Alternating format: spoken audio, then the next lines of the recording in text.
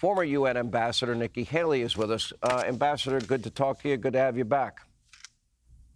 Thanks, Sean. It's great to be with you, and how embarrassing this all is. Boy, it really is embarrassing. But it's not just embarrassing. It's also scary. I've been spending an awful lot of time in the last couple of weeks talking about all the people that are coming in through our southern border that Joe has kept open, coming from Iran and Syria, other Middle Eastern countries. But many others are also coming from China. Many others are coming from Russia. Why do you think they're coming from those countries to this country? There's no good coming out of it. It is really serious that you have, I mean, just 1,000 that we know of from Yemen and Lebanon and Iran. That doesn't count Afghanistan. You're talking about China and Russia. All it takes is one, Sean. It just takes one to have a 9/11 moment. And we have got to secure this border. You've got to stop having that flow come in. You know, you look at the fact that Hamas broke through a barrier to do all that they did in Israel. We don't even have a barrier. They're coming through and we're not vetting them. We don't know who they are. We don't know what's happening. We've got to start paying attention to the threats in this world, and we've got to start realizing that there are enemies out there that hate us. And if we don't start securing and protecting ourselves, something bad's going to happen. Now, neither the Department of Homeland Security Secretary Mayorkas nor FBI Director Wray can say with any certainty how many people have entered the country illegally and how many people may have ties to terrorism. Now, Ron Johnson of Wisconsin, the senator, he thinks it's somewhere around 8 million illegal immigrants that Joe Biden has allowed into the country unvetted, and that includes the, quote, gotaways. My question to you is, I don't have any doubt that among those 8 million people, that there are people with terrorist ties, people that will plot, plan, and scheme a 9/11 or worse. I would say it's 100% certainty, but I'll add this caveat. I pray to God that I'm wrong. 240,000 came in last month, and 13 known terrorists, suspected terrorists, came in through our border last month that we know of. 13. How many do we not know of? It really is a dereliction of duty. There's not an American in this country that feels safe right now for what's happening.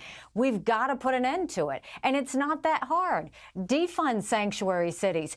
Put 25,000 more Border Patrol and ICE agents on the ground and let them do their job. Stop catch and release, and let's do catch and deport. But the main thing, go back to the Remain in Mexico policy so they never step foot on our soil in the first place. They have to process from there.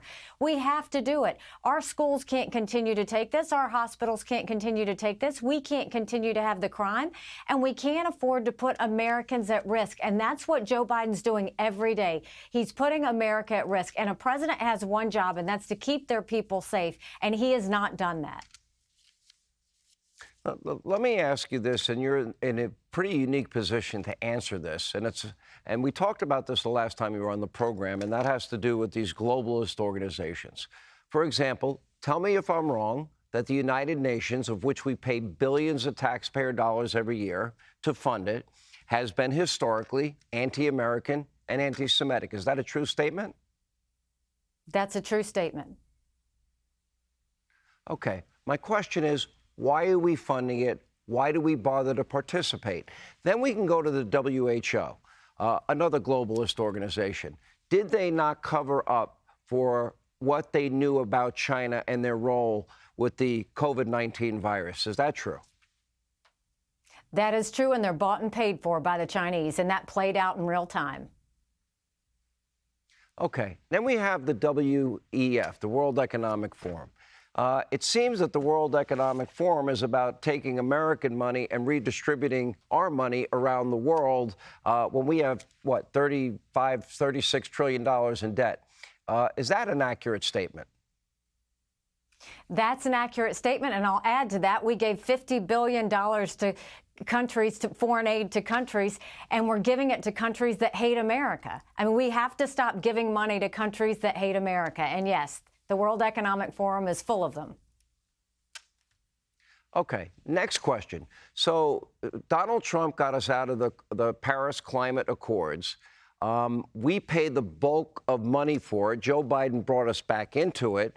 And correct me, Ambassador, if I'm wrong, Governor, if you prefer, But isn't it true that the Paris Accords affords China and Indian developing nation status, so they pay next to nothing compared to the amount of money that we're putting into that globalist deal?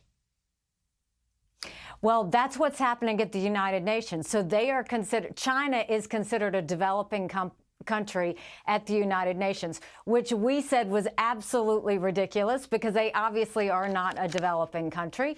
The problem with these organizations, it's the reason we got out of the Human Rights Council. It's the reason that we stopped any U.S. aid going to the Palestinian Refugee Organization. It's the reason that the first year I was ambassador, we cut $1 billion off the top at the UN.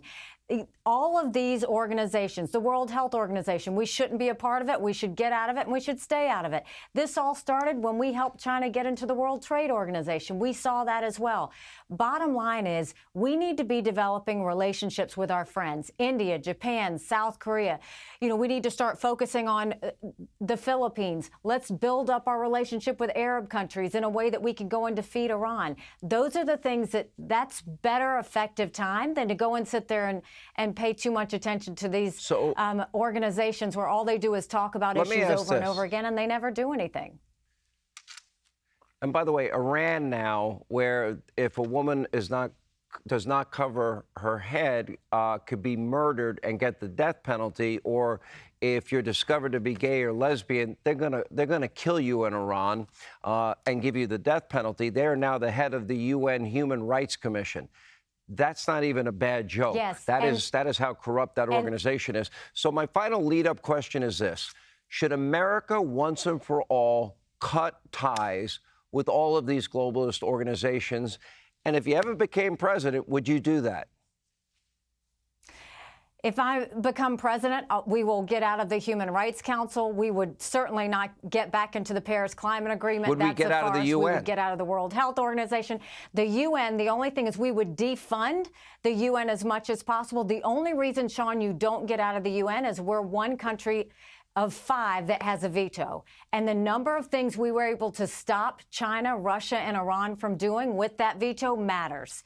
And so you keep bad things from happening. But we don't have to pay at the level that we're paying, and we don't have to be in any of those other organizations. All right, Ambassador Nikki Haley, thank you so much for being with us. We appreciate it. Hey, Sean Hannity here. Hey, click here to subscribe to Fox News YouTube page and catch our hottest interviews and most compelling analysis. You will not get it anywhere else.